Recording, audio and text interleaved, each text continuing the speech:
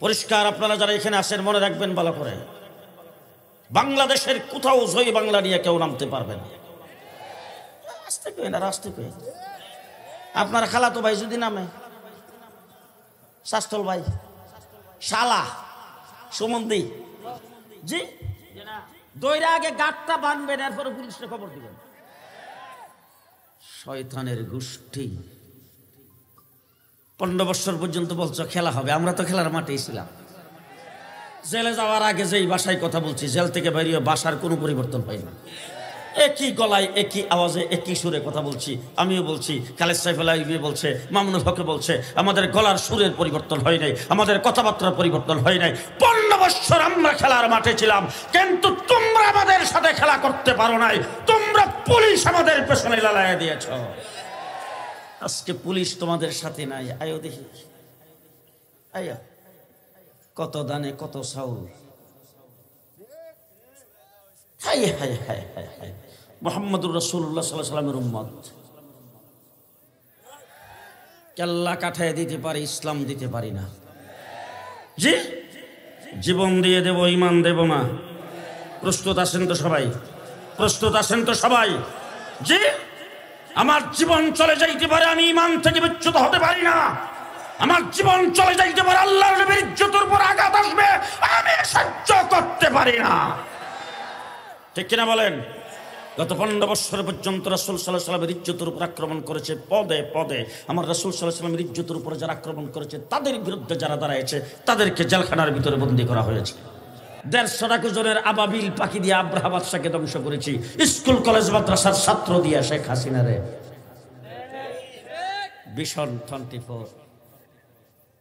এবার জুলাই আগস্টের আন্দোলনে রাজপথে যারা আন্দোলন করেছেন, তারা রাজপথে আল্লাহর সঙ্গে কানেকশন 5 ওয়াক্ত নামাজ জামাতের সাথে আদায় করেছে। ঠিক তবে ঠিক, তাদের রাজপথের পরিষ্কার স্লোগান ছিল নারে তাকবীর। নারে তাকবীরের স্লোগান দিয়ে আল্লাহু আকবারের আওয়াজ করে রাজপথে নামাজ আদায় করে মাদ্রাসা স্কুল কলেজের ছাত্ররা একাকার হয়ে যে আন্দোলন করে দেশকে বিপ্লব ঘটাইছেন। সেই দেশ হবে আগামী দিনে ইসলামের বাংলাদেশ। ইসলামের বাংলাদেশ। কে কে রাজি আছেন? দাঁড়িয়ে বলতে হবে, দাঁড়িয়ে দেখি কে কে রাজি আছেন, দাঁড়িয়ে বলেন কে কে রাজি আছেন। মুহাম্মদুর রাসূলুল্লাহ সাল্লাল্লাহু আলাইহি ওয়াসাল্লামের উম্মত আমরা সবাই জান্নাতে যাব। আমরা সবাই জান্নাতে যাব তো? জান্নাতে যাব না? আমরা সবাই জান্নাতে যাব ইনশাআল্লাহ। ঠিক না বেঠি? জান্নাতে যাওয়ার জন্য একটা দলের ফরম পুরা করা লাগবে। ওই দলটার লিস্টিতে নাম থাকলে জান্নাত, আর না হলে জান্নাতে যাওয়া যাবে না।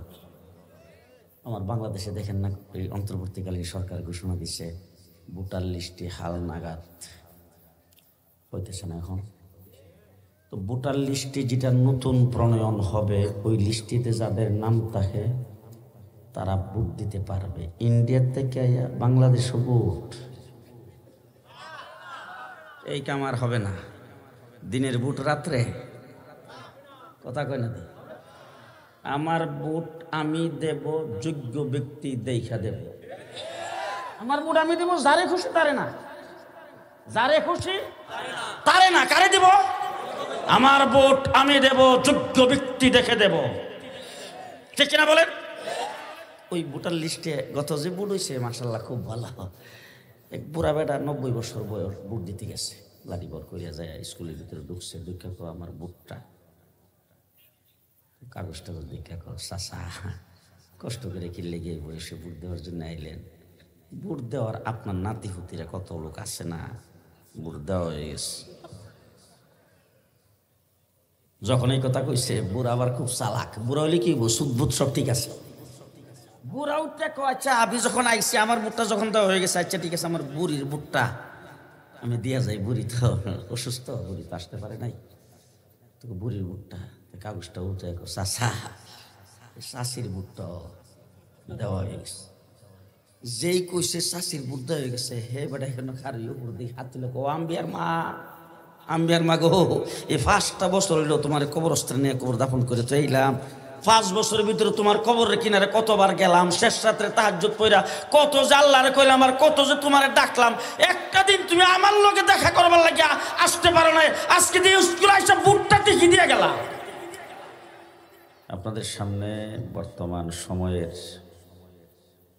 এবং ভবিষ্যৎ জিন্দেগির পরিবর্তনমূলক অত্যন্ত গুরুত্বপূর্ণ কথাগুলি আলোচনা করেছেন। আপনাদের এখানে বড় বড় ওয়াজের জাহাজ আসতেছে, কিছুক্ষণ পরে ভিড়বে। হযরত মাওলানা মামুনুল হক সাহেব আসবেন বলে আমি শুনছি, যিনি আপনাদের এখানে আইসা এই গড়ে খানা খাইছিলেন। এই গড়ওয়ালা কেন খাওয়াইল, এই জন্য তার 14টা বাচ্চা। আপনারা বুঝে গেছেন, আমরা বুঝি নাই। আমিও আগে আপনাদের এখানে আসলে গাড়ির থেকে নামার পর থেকেই কানে কানে কিছু লোকজন একটু ফিস ফিস করতে থাকতো যে হুজুর অনেক কষ্ট করে অনুমতি দিয়েছি, হুজুর আজকে এটা নাই আছে। হ্যাঁ নাই নাই যে ওই, কিন্তু এরা কিন্তু কইছিল পালাবো না, ওরা পালাই না। এখন আমি আমার কথা আপনারা বোধ হয় বেশি মজা লাগতেছে না। আমি আগেই কইছি অগুরুত্বপূর্ণ কয়েকটা কথা বলবো, গুরুত্বপূর্ণ কথা হইছে, সামনে আরো হবে। কয়েকটা বাঙ্গাসোরা কথাবার্তা। 1.5 মাস রিমান্ডে ছিলাম ডিবি অফিসে। ওই 1.5 মাসে আমাকে 7টা টিমে আমাকে জিজ্ঞাসাবাদ করছে। অপরাধ হইল 2013 সালে আমি ঢাকা মহানগরের হেফাজত ইসলামের সেক্রেটারি ছিলাম। তো রাত্র দিন 24 ঘন্টা, রমজানের মাস, তারাবির নামাজে দাঁড়াইছি, 2 রাকাত পরে সালাম ফিরেছি, পরে দেখি যে দরজায় 2-3 জন খাড়া।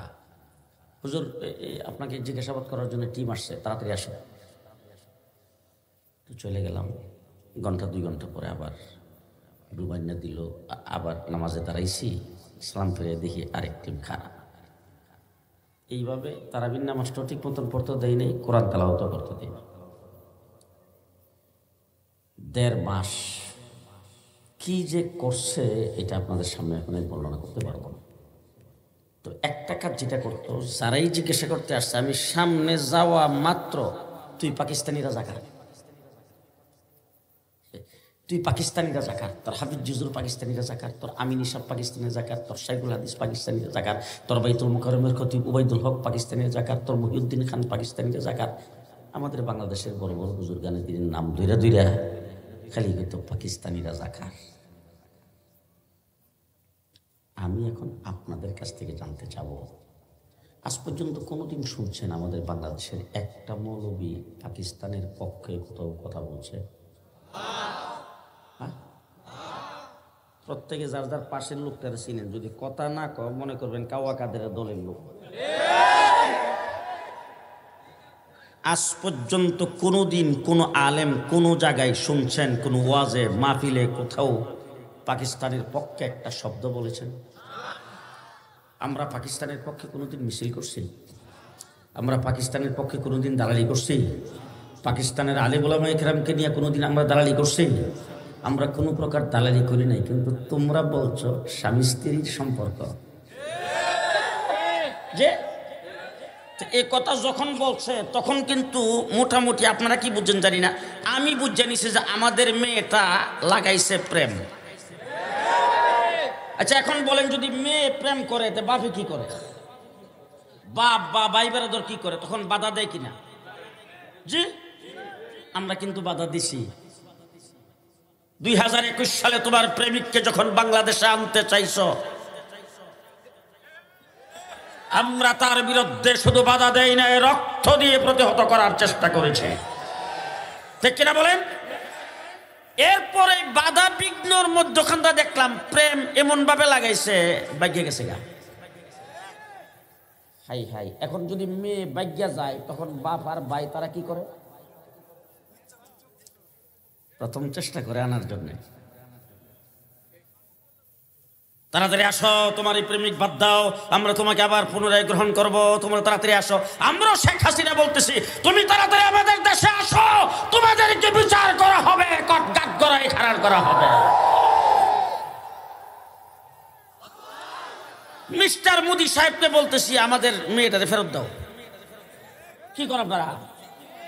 কিন্তু আমরা একটা জিনিস লক্ষ্য করে দেখলাম কি, মেয়ে ফেরত দিবে দূরের কথা, ভাগ্যা মেয়ে গেছে, হে মেয়েটারে তো রাখছে, আবার যৌতুক চায়। হাই রে কপাল, ভাগ্যা মেয়ে গেছে, এটারে রাখছে, রাখছে আবার যৌতুক চায়। গত 16ই ডিসেম্বরে বক্তব্য দিয়েছেন হিন্দুস্তানের বিজয়। আচ্ছা, বিজয় কি 16ই ডিসেম্বরে হিন্দুস্তানে না বাংলাদেশে? রক্ত কেটে দিছে, হ্যাঁ? মিস্টার মোদি সাহেব, আপনাকে একটা কথা একটু বলে দিতে চাই পরিষ্কার বলা করে, খাস বাংলা শুনেন বলা করে। আমরা কথা কোনো মানে লুকে ঝুঁকে কই না।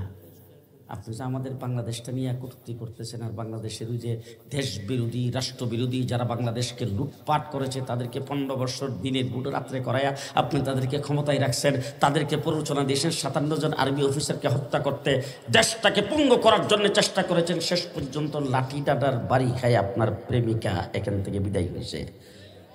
সুতরাং আপনি তাকে জায়গা দিয়েছেন, যদি ফেরত না দেন বাংলাদেশের দিকে চোখ তুলে তাকাইতে সাবধানে তাকায়েন। আপনার রাষ্ট্র বড়, আপনার জনগণ বেশি, আপনার অর্থ বেশি, আপনার সম্পদ বেশি, আপনার শক্তি বেশি, আপনার অস্ত্র বেশি, আপনি পারমাণবিক অস্ত্রের মালিক, ওইসব দেখবার আমরা টাইম নেই। এরপরও কিছু মানুষ চুপ করে বসে থাকে, এগুলো দেখার আমাদের টাইম আছে? টাইম আছে আমাদের? নিকট অতীতের কথা বলতে চাই মিস্টার মোদি সাহেব, আমাদের দিকে চাইবার আগে একটু আফগানিস্তানের দিকে চায়েন। জি, পৃথিবীর সবচাইতে বড় পরাশক্তি আমেরিকা, তার সাথে তার মিত্র 70টা দেশ একত্রিত হয়ে 20 বছর চেষ্টা করেছেন, প্যান পাস পরে বিদায় হয়েছে। প্যানটা পর্যন্ত পয়রা যাইতে পারে না, প্যান পাস পরে বিদায়। মিস্টার মোদি সাহেব, আপনারও দুটিটা সামলান, আপনার দুটিটাও সামলায় রাখেন। আমরা পরিষ্কার ভাষায় বলছি, 313 জন ময়দানে নামছে 1000-এর মোকাবেলায়। অস্ত্র ছিল তো, হ্যাঁ, শক্তি সামর্থ্য আছে। বাংলাদেশে বোধ হয় 313 জনের পক্ষে মনে হয় তখন স্লোগান দিছিল কেউ, সারা পৃথিবীর কেউ সমর্থন করছে, মানববন্ধন করছে, টক শোতে কেউ তাদের পক্ষে কথা বলছে। 313 জনের বাহিরে একটা লোক পৃথিবীর সমর্থন করার নাই, কিন্তু 1000 যে অস্ত্র শস্ত্র নিয়ে আসছে এইগুলি দেখার টাইম নেই। যারা ওখানে বসে একটু না কথা কয় না, 313 জন 1000-এর কি অস্ত্রওয়ালা, কোন অস্ত্র নিয়ে আইলো, যুদ্ধের সরঞ্জাম কি আছে, কি শক্তি নিয়ে আইছে, তাদের শক্তি সামর্থ্য কতটুকু, এইগুলি বাপবার আর দেখবার টাইম আছে? হ্যাঁ, আমরা কি 313 জন উত্তরসূরি মুসলমান? আমরা কথা কোন গেলে গা, আমরা কি 313 জন উত্তরসূরি মুসলমানের কোনো বেশ কম আছে? 313 জনের জন্য যে আল্লাহ, হ্যাঁ, 313 জনকে সাহায্য করার জন্য আল্লাহ পাক জিবরাইল আমিনকে ডাক দিছে। জিবরাইল আমিনকে আল্লাহ, আপনার হাবিবের কাছে গেলে তো একটা কিছু দিয়া দেন, কি দিবেন দেন? আল্লাহকে যুদ্ধের পোশাক পরা গের হলো দিতেছে। জিবরাইল আমিন আল্লাহর ডাক দেখো, আল্লাহ বুঝলাম না, যুদ্ধের পোশাক পরা তো হইল মানুষের কাম, যুদ্ধের সালাহিয়ত, যুদ্ধের যোগ্যতা, যুদ্ধের শক্তি, যুদ্ধের কৌশল সবকিছু তুমি মানুষকে দিচ্ছ, আমরা তো ফিরিস্তা, আমরা তো যুদ্ধের জন্য আল্লাহ তুমি বানাও নাই আমাদেরকে, যুদ্ধের কলা কৌশল তো আমাদেরকে শিক্ষা দেও নাই। তুমি আল্লাহ আদম আলাইহিস সালামের সব কিছু শিখেছো, এক একটা জিনিসের নাম শিখেছো, ও আল্লামা আদম আল আসমা আকুল্লাহ সুম্মা, আমরা তো ওই জায়গায় ফেল করছি। তো তুমি দেখো যুদ্ধের পোশাক পরবা লাগে, আল্লাহ ডাক দেখো যুদ্ধের জন্য বানাইছে না, কিন্তু আজকে পরা লাগবে। তাছাড়া জিবরাইল আমিন বোধ হয় 71-এ মারা গেছে, আশা এখনো বুড়া হইছে, চামড়া ডিল হইছে, বুদ্ধি শুদ্ধি কমছে। বদরের ফিরিস্তাগুলি তো বোধ এখন আর নাই, আশা এখনো। তোমার মুদির চক্রাঙ্গানি আমাদের বাব্বার সময় আছে নাকি? কি করো, মুদির চক্রাঙ্গানি বাব্বার সময় আছে? আমাদের এই সমস্ত সময় নাই, কিন্তু আমরা তো দেশদ্রোহী কোনো কাজকর্ম করি নাই। আজকে তোমরা যখন পালায়া চলে গেছো তখন তোমাদের বের হইতেছে, তোমাদের এক শেখ হাসিনা যে লুণ্ঠন করেছে তার দ্বারা 36টা পদ্মা ব্রিজ হইত। তোমাদের এমন কোনো সেক্টর নাই যেখানে লুটপাট করো নাই, যেখানে লুণ্ঠন করে নাই। তোমাদের বিচারপতি ভাগ্যে যাইতে রয়েছে, বর্ডারের কিনারে পাওয়া গেছে 70 লাখ। একটা মৌলবী আসিল তাদের পক্ষে, ওই মৌলবীদের বাসাতে গ্রেফতার করার জন্য গেছে, হের বাসায় পাইছে 30 লাখ। কি পরিমাণ লুট করছে চিন্তা করেন। আচ্ছা বলেন তো, কি একটা মৌলবী বাড়ি করেন তো বাংলাদেশের 5টা টাকা লুট করছে? কোথা দিয়ে আসতে আসে পাইছেন এরকম কোনোদিন? বাংলাদেশে আমাদের খালেদ সাইফুল্লাহ এই বিষয় বুঝে বেগম পাড়ায় বাড়ি করছে। আরে আপনাদের মুফতি আলামিন সাহেবের তো সুইস ব্যাংকে অ্যাকাউন্ট আছেও নাই জি। একটা মৌলবী বাংলাদেশের ভিতরে যদি কেউ দেখাইতে পারে 5টি টাকা বাংলাদেশের বর্ডার পাস করে কোথাও চালান করেছেন, আমি আর বাইশের সামনে দাঁড়াবো। তোমরা আমাদেরকে দেখা মাত্র বলছো রাজাকার। আমরা রাজাকার নয়, আমরা দেশদ্রোহী নয়, আমরা হলাম দেশপ্রেমিক। তোমরা যারা আমাদেরকে রাজাকার বলতা, তোমরা সবাই ইন্ডিয়ান রাজাকার, ইন্ডিয়ান রাজাকার, ইন্ডিয়ান রাজাকার।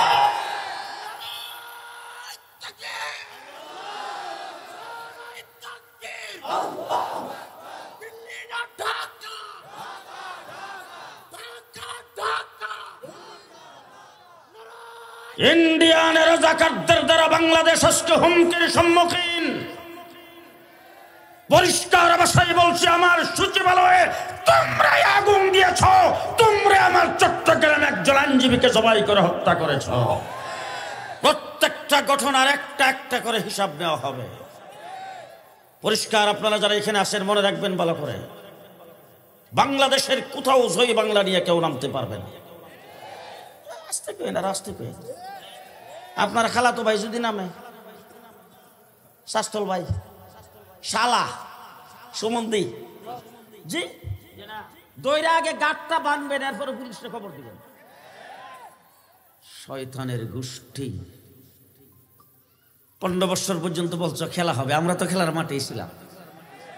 জেলে যাওয়ার আগে যেই ভাষায় কথা বলছি, জেল থেকে বেরিয়ে ভাষার কোনো পরিবর্তন হয়নি। একই গলায় একই আওয়াজে একই সুরে কথা বলছি। আমিও বলছি, খালেদ সাইফুল্লাহ বলছে, মামুনুল হক বলছে, আমাদের গলার সুরের পরিবর্তন হয় নাই, আমাদের কথাবার্তার পরিবর্তন হয় নাই। 15 বছর আমরা খেলার মাঠে ছিলাম, কিন্তু তোমরা আমাদের সাথে খেলা করতে পারো নাই। তোমরা পুলিশ আমাদের পেছনে লালাইয়া দিয়েছ। আজকে পুলিশ তোমাদের সাথে নাই। আয়ো দেখি, আয়া কত দানে কত চাউল। হাই হাই হাই হাই হাই, মুহাম্মদুর রাসূলুল্লাহ সাল্লাল্লাহু আলাইহি ওয়াসাল্লামের উম্মত। কেল্লা কাঠায় দিতে পারি, ইসলাম দিতে পারি না জি। জীবন দিয়ে দেব, ইমান দেব না। প্রস্তুত আছেন তো সবাই? প্রস্তুত আছেন তো সবাই জি? আমার জীবন চলে যাইতে পারে, আমি ইমান থেকে বিচ্যুত হতে পারি না। আমার জীবন চলে যাইতে পারে, আল্লাহর নবীর ইজ্জতের উপর আঘাত আসবে, আমি সহ্য করতে পারি না। ঠিক কিনা বলেন? গত 15 বছর পর্যন্ত রাসূল সাল্লাল্লাহু আলাইহি ওয়াসাল্লামের ইজ্জতের উপর আক্রমণ করেছে পদে পদে। আমার রাসূল সাল্লাল্লাহু আলাইহি ওয়াসাল্লামের ইজ্জতের উপর যারা আক্রমণ করেছে, তাদের বিরুদ্ধে যারা দাঁড়ায়ছে, তাদেরকে জেলখানার ভিতরে বন্দী করা হয়েছে। ঠিক না? ঠিক। তাহলে মুহাম্মদুর রাসূলুল্লাহ সাল্লাল্লাহু আলাইহি ওয়াসাল্লামের উম্মত আমরা সবাই জান্নাতে যাব। আমরা সবাই জান্নাতে যাব তো? জান্নাতে যাব না? আমরা সবাই জান্নাতে যাব ইনশাআল্লাহ। ঠিক না? ঠিক। জান্নাতে যাওয়ার জন্য একটা দলের ফরম পুরা করা লাগবে। ওই দলটার লিস্টিতে নাম থাকলে জান্নাত, আর না হলে জান্নাতে যাওয়া যাবে না। আমার বাংলাদেশে দেখেন না, এই অন্তর্বর্তীকালীন সরকার ঘোষণা দিচ্ছে ভোটার লিস্টে হাল নাগাদ হইতেছে না এখন। তো ভোটার লিস্টে যেটা নতুন প্রণয়ন হবে, ওই লিস্টিতে যাদের নাম থাকে তারা ভোট দিতে পারবে। ইন্ডিয়ার থেকে বাংলাদেশও ভোট, এই কাম আর হবে না। দিনের ভোট রাত্রে, কথা কয় না? আমার ভোট আমি দেব, যোগ্য ব্যক্তি দেখা দেব। আমার ভোট আমি দেব, যারে খুশি তারে না, যারে খুশি তারে না। কারে দেব? আমার ভোট আমি দেব, যোগ্য ব্যক্তি দেখে দেব। ঠিক কিনা বলেন? ওই ভোটার লিস্টে গত যে ভোট হয়েছে, মাশাআল্লাহ খুব ভালো। এক বুড়া বেটা 90 বছর বয়স ভোট দিতে গেছে, লাঠি বর করিয়া যায়, স্কুলের ভিতরে ঢুকছে। দীক্ষা কর আমার ভোটটা, কাগজ টাগজ দীক্ষা কর। চাচা কষ্ট করে কিনলে গিয়ে বয়সে ভোট দেওয়ার জন্য আইলেন। ভোট দেওয়ার আপনার নাতি হুতিরা কত লোক আছে না, ভোট দেওয়া হয়ে গেছে। যখন এই কথা কইছে বুড়া আবার খুব চালাক। বুড়া হইলে কি সুদবুদ সব ঠিক আছে। বুড়া উঠতে কয় আচ্ছা আমি যখন আইছি আমার বুটটা যখন দেওয়া হয়ে গেছে, আচ্ছা ঠিক আছে আমার বুড়ির বুটটা আমি দিয়া যাই। বুড়ি তো অসুস্থ, বুড়ি তো আসতে পারে নাই। তো বুড়ির বুটটা কাগজটা উঠে চাষা শাশির বুটটা দেওয়া হয়ে গেছে। যেই কইছে শাশির বুট দেওয়া হয়ে গেছে, হে বেটা এখানে খারি উপর দিকে হাত তুলে কো আম্বিয়ার মা, আম্বিয়ার মা গো, এই 5টা বছর হইলো তোমার কবরস্থানে নিয়ে কবর দাফন করে তো এইলাম। 5 বছরের ভিতরে তোমার কবরের কিনারে কতবার গেলাম, শেষ রাত্রে তাহাজ্জুদ পইরা কত যে আল্লাহরে কইলাম আর কত যে তোমারে ডাকলাম। একটা দিন তুমি আমার লগে দেখা করবার লাগিয়া আসতে পারো না, আজকে দিয়ে স্কুলে এসে বুটটা টিকি দিয়ে গেলাম। এবার বুঝছেন তো 15 বছর এইভাবেই দেশ চলবো তো? জি, এইভাবে আর চলবে না। আমরা আসি তো সবাই, হ্যাঁ? আমি কিন্তু আগেই কইছি ওয়াজ না, কয়েকটা কথাবার্তা বলবো, আপনাদের মজা না লাগলেও কয়ে যাবো। কারণ আপনারা আমার ওয়াজের পরে ওনাদেরকে বলে দেবেন সামনে যেন দাওয়াত না দেয়। আমার তো দাওয়াত দিল না, আমি বিষয়ে দাওয়াত দিবেন, মামুল হক ওনাদেরকে দাওয়াত দিবেন, মাহফিল করাইবেন। আমি কয়েকটা কাটা কয়েকটা কথা আপনাদের সামনে বলে যাচ্ছি, খুব ভালো করে মনে রেখেন। দেশটা 54 বছর হয়েছে স্বাধীন। কয় বছর? এবার একটু আপনাদেরকে একটা জিনিস আমি ভাবাইতে চাই, একটা জিনিস মনে করাইতে চাই। আমাদের দেশটা যে স্বাধীন হইল, স্বাধীনতার গোড়াটা কোথায়? ইংরেজ এই দেশটাকে 200 বছর দখল করে রাখার পরে দ্বিজাতি তত্ত্বের ভিত্তিতে দেশটা 2 ভাগ হইয়া স্বাধীন হয়েছে। একটার নাম হয়েছে পাকিস্তান, আরেকটা হইল হিন্দুস্তান। আপনারা আমার কথা বুঝে, যে মোবাইল রাখে কথা বুঝতেছেন তো? 2 ভাগ হইয়া দেশ স্বাধীন হয়েছে, একটা পাকিস্তান আরেকটা হিন্দুস্তান। আচ্ছা, এখন দ্বিজাতি তত্ত্বের ভিত্তিতে স্বাধীন। 1947 সনের দেশ 2 ভাগ হইয়া ইংরেজ চলে গেছে। দেশটা যখন স্বাধীন হইল, আমরা কোন ভাগে ছিলাম? আমরা কোন ভাগে? পাকিস্তান। এখন আপনাদেরকে একটা কথা, সূক্ষ্ম কথা জিজ্ঞেস করতে চাই, আপনারা বাকি ওয়াজটা করবেন। আমি কিন্তু এখন সব ওয়াজ করি না, কেন আবার ধরা খাইলে আমি একা খামু আপনাদের শ্রদ্ধা। একটা কথা আপনাদের জিজ্ঞেস করতেছে, আমাদের পাশে যে একটা এলাকা আছে হিন্দুস্তানের, পশ্চিমবঙ্গ, তার রাজধানী হইল কলিকাতা। আচ্ছা, কলিকাতার ভাষা কি? বাংলা। আচ্ছা, এরা জাতে কি? বাঙালি। এরা জাতে বাঙালি, ভাষা বাংলা। আমরা জাতে কি? বাঙালি, আমাদের ভাষা বাংলা। এখন আপনারা একটু বলেন তো দেখি, কলিকাতা পশ্চিমবঙ্গ হইলে হিন্দুস্তানের অংশ, আমরা বাঙালি জাতি হইয়া, বাংলা ভাষাভাষী হইয়া আমরা কেন হইলাম পাকিস্তানের অংশ? বলেন বলেন বলেন বলেন।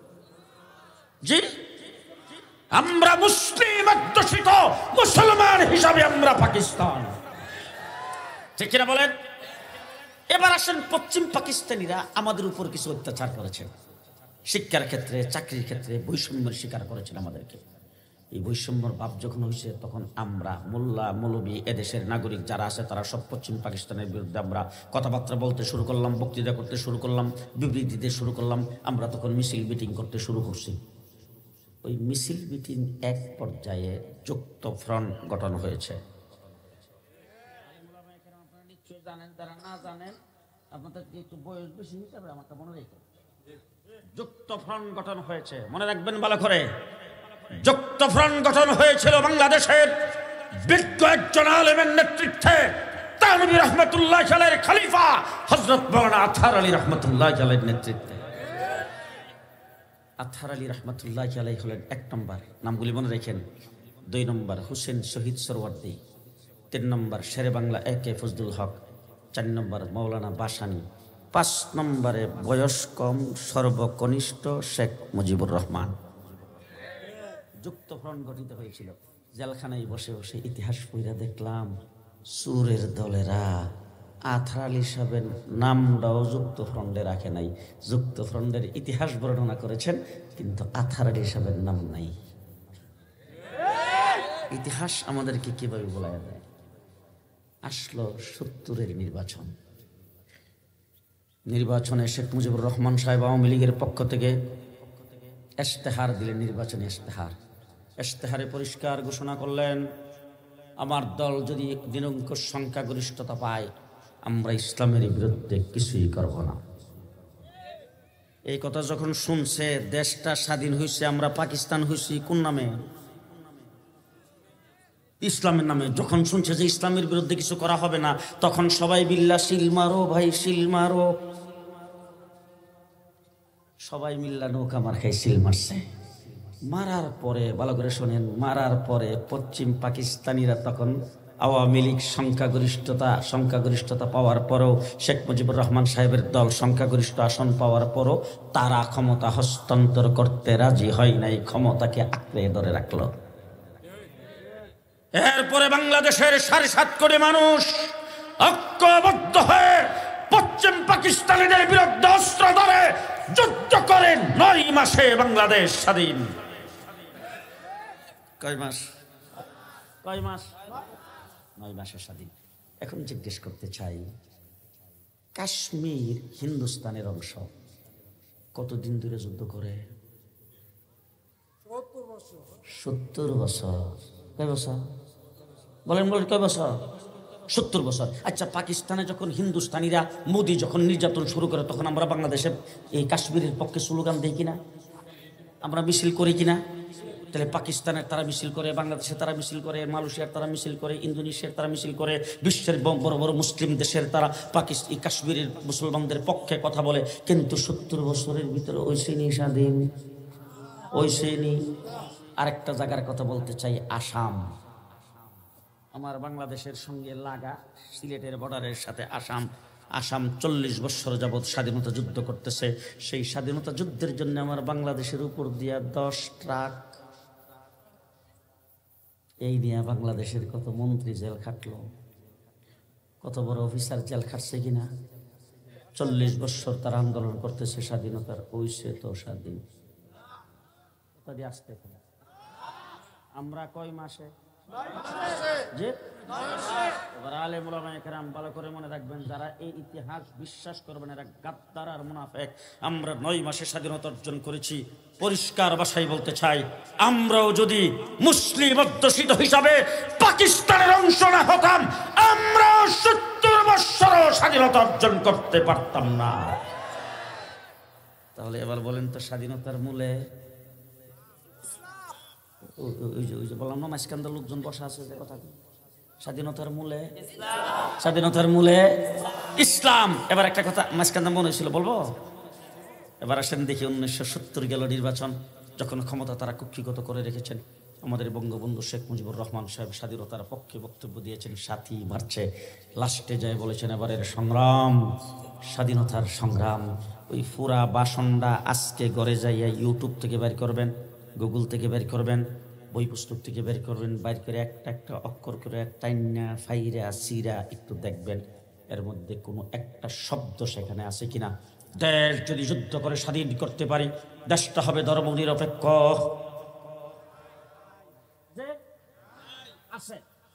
নাই। এবার আসেন দেখি, শহীদ প্রেসিডেন্ট জিয়াউর রহমান চট্টগ্রাম কালুঘাট বেতার কেন্দ্র থেকে তিনি ঘোষণা দিয়েছেন, স্বাধীনতার ঘোষণা।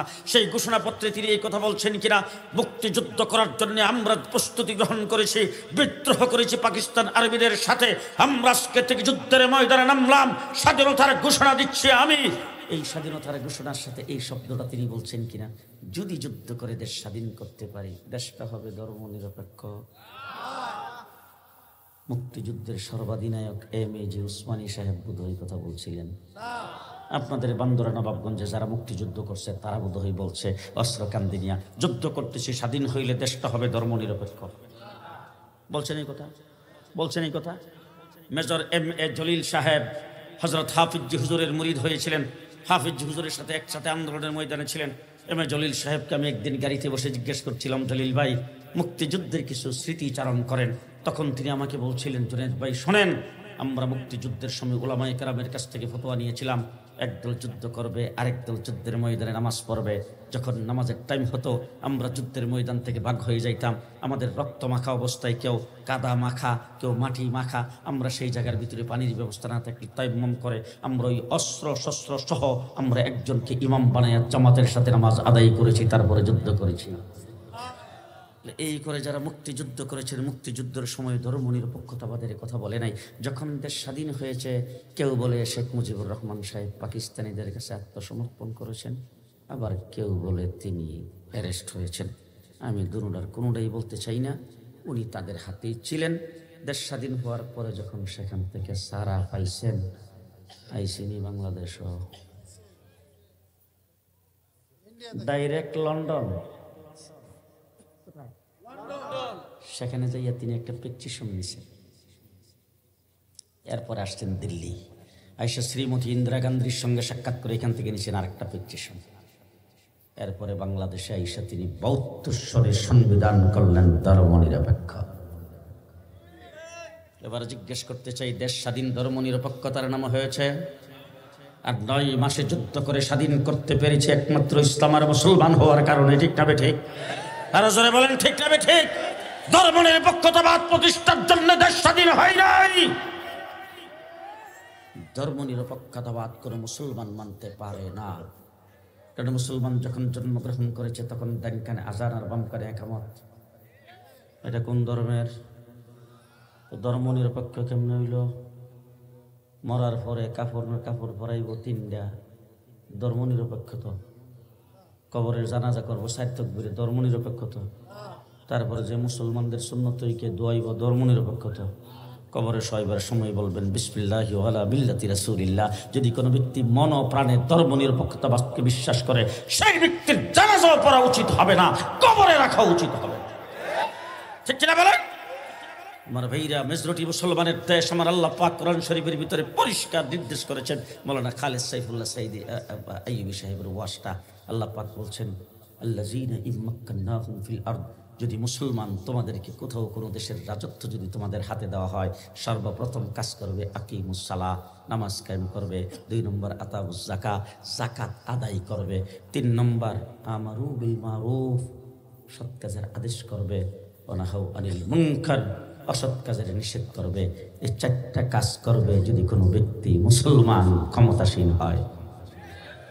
আমাদের বাংলাদেশের যে শেখ হাসিনা ছিল, মাশাআল্লাহ, স্বরাষ্ট্রমন্ত্রী জেল থেকে বেরিয়ে আসার পরে আমার ডাইক্যা সচিবালয়ে নিয়া সব বাহিনীর প্রধানদের মাঝখানে আমারে বসাইয়া সর্বপ্রথম শব্দটা বলছে, এমন একজন ধার্মিক মহিলা পাইবেন কো? উদ্র পর্যন্ত বেলাও সরে, মাথার কাফন কোনোদিন পরে না, 5 ওয়াক্ত নামাজ একবারে টাইম মতো। এরপরে ওই যে আবার ওই যে তাহাজ্জুদ পরে, তাহাজ্জুদ কোনোদিন মিস নাই। ফজরের নামাজের পরে কোরআন তেলাওয়াত না করে কোনো কামই করে না। ওই কথাগুলি যখন তখন বলতেছিল আর কি, আমি তখন আশ্চর্য হয়ে মনে মনে ভাবতেছিলাম, হাই রে, আল্লাহ 1400 বছর আগে হাসিনার কথা কেমনে জানলো? কোরআন শরীফের ভিতরে আল্লাহ যে হাসিনার কথাটা কইছে, আমি 1400 বছর আগে আল্লাহ কোরআনের আয়াত নাযিল করলো, হাসিনার কথা আল্লাহ কেমনে জানলো? তখন আমার মনে হচ্ছে আল্লাহ তো গায়েব জানে। ومن الناس من يقول آمنا بالله وباليوم الآخر। আসেনি কোরআন শরীফে? আল্লাহ পাক কি কয়? তোমাদের মধ্যে কিছু সংখ্যক লোক আছে যারা দাবি করে যে আমরা আল্লাহর উপর ঈমান আনছি, আখিরাতের দিনের উপর ঈমান আনছি। আল্লাহ বলেন ওমা হুম বিমুমিনিন, তারা বেঈমান। তারা কেন বেঈমান? কি কারণে বেঈমান? বলে বেঈমান হইল ইউখাদিউনাল্লাহ ওয়াল্লাযিনা আমানু, তারা ঈমান আনছি এই কথা বইলা এতটুকু পর্যন্ত বেলা কাপড় দিয়া শাহজালালের মাজার জিয়ারত কইরা জি কওমি মাদ্রাসা সনদের স্বীকৃতি দিয়া তারা আল্লাহরও ধোঁকা দিতে চাইছে, মুমিনরও ধোঁকা দিতে চাইছে। ঠিক কিনা বলে? এবার আল্লাহ রাব্বুল আলামিনকে সার্টিফিকেট দিয়ে শুনেন মুমিন, আমা ইয়াখদাউনা ইল্লা আনফুসাহুম। আল্লাহ বলেন তারা আল্লাহরে তো ধোঁকা দেওয়ার কোনো প্রশ্নই আসে না। মুমিনকেও ধোঁকা দিতে পারে নাই। মুমিনের জায়গায় আছে তাদের জন্য 45 মিনিট। কয় মিনিট? 45 মিনিট। সেনাপ্রধানরা যখন বলছে ধমকি দিছে, সেনাপ্রধানটা কয় ম্যাডাম 45 মিনিট। হ্যাঁ 45 মিনিট। এরপরে পুলিশের আইজিরে দিছে ধমক। পুলিশের আইজি কয় ম্যাডাম আমি কি করব? জিডারে গুলি করবো, গুলি জিডার গায়ে লাগবে, হিডা নিচে পড়বার, বাকি পাশেরটা সামনের দিকে আসবে, পেছনের দিকে যাবে না। যখন এই কথা কইছে তখন একটু নরম হয়ে কইছে, একটা ভাষণ একটু রেকর্ড করে যাই। সেনাপ্রধানটা কর ম্যাডাম 25 মিনিট এইটাছে 25 মিনিটে। এরপরে ভাতটা গরম গরম ফাঁক করা আছে আই হেরি যাই বোগা দীক্ষা যে খাদেম আসলে হে দৌড়ে যে ভাত টেবিলের মধ্যে বাড়ছে ওই ভাতটার দোয়া উঠতেছে আর শেখ হাসিনা উঠছে। পতন জীবনে অনেক দেখেছি, অনেক পতন হয়েছে দেখছি। শ্রীলঙ্কার প্রধানমন্ত্রীর পতন হয়েছে, পাকিস্তান পতন হয়েছে, মালয়েশিয়াতে পতন হয়েছে, সিরিয়াতে পতন হয়েছে, ইরাকে পতন হয়েছে, বিভিন্ন জায়গায় পতন হয়েছে দেখছি। এমন পতন কোনোদিন দেখি নাই। হেলিকপ্টারে ওঠার সাথে সাথে ওয়ার্ড লেভেল পর্যন্ত দলীয় কোনো নেতা কর্মী সব একটাও নাই। এমনকি কোন 340টা এমপির একটাও নাই, মন্ত্রী নাই, তাদের বাহিনীতে যারা তাদের সমর্থন করেছে, দালালি করেছে এইগুলিও নাই। এমনকি কোন মসজিদের ইমাম তাদেরকে সমর্থন করেছে এটাও নাই। এমন পতন দেখছেন পৃথিবীর কোথাও? জি দেখছেন কোথাও? ও আমার ভাইরা, 54 বছরের বাংলাদেশ। সর্বপ্রথম শেখ মুজিবুর রহমান সাহেব এসে আমার সোনার বাংলা। একজনে বমি করছে, আরেকজনে খাইছে। কিছুদিন পরে আরেকজনে এসে সবুজ বাংলা। এর সাহেব এটাকে ধরে রাখ, সোনার বাংলাও না, সবুজ বাংলাও না, নতুন বাংলা। শেখ হাসিনা ক্ষমতায় এসে নতুন বাংলা, সোনার বাংলা, সবুজ বাংলা, এসব তো অনেকে কইছে। আমার হইল আধুনিক বাংলা।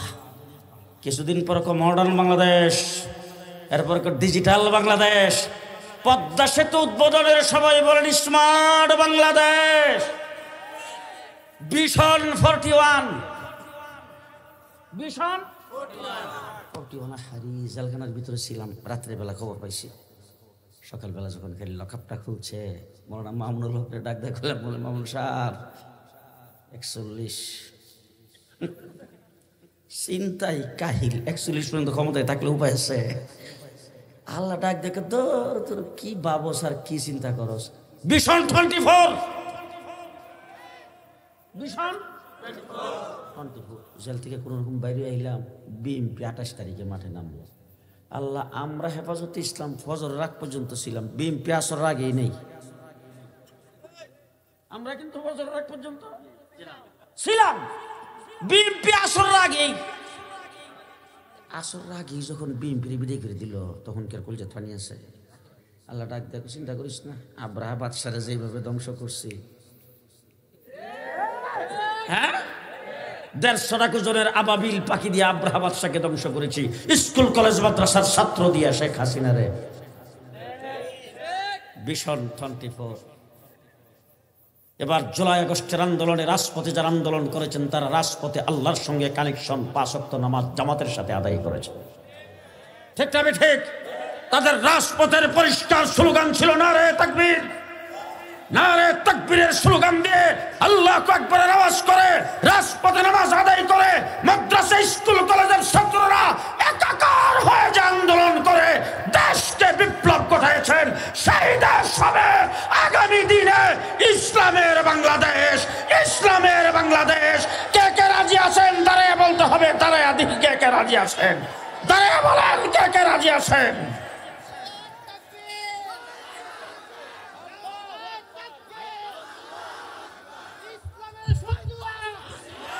ইসলামের বাংলাদেশ, ইসলামের বাংলাদেশ করার জন্য যদি আবার শাপলা চত্বরে যাইতে হয়, আবার যদি রক্ত দিতে হয়, এবারের সংগ্রাম ইসলাম প্রতিষ্ঠার সংগ্রাম। নাসরুম মিনাল্লাহ, ফাতহুন করিব, আবাশশিরিল মুমিনিন। আসসালামু আলাইকুম।